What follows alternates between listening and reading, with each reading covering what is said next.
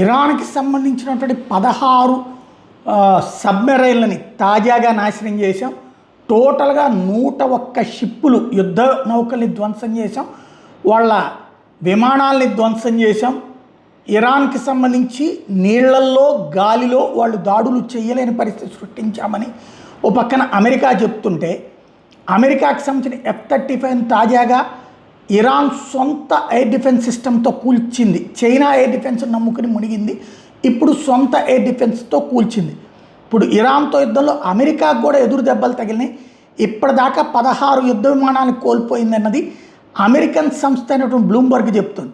వీటిలో 10 MQ-9 wrapper డ్రోన్లు ఉన్నాయి, 3 F-15లు ఉన్నాయి, రీఫ్యూలింగ్ విమానం KC-135 ఉంది. అవన్నిటి విమానాలు అనరు, వీళ్ళు ఆ పదం వాడారనమాట. సౌదీలోని ఓ అమెరికన్ వైమానిక స్థావరంలోని 5 KC-135 డ్యామేజ్ అయ్యాయి. వీటిలో కూడా కొన్ని ఇరాన్ కూలిస్తే మరికొన్ని ఫ్రెండ్లీ ఫైర్ దాడిలో గురయ్యాయని చెప్పుకొచ్చింది.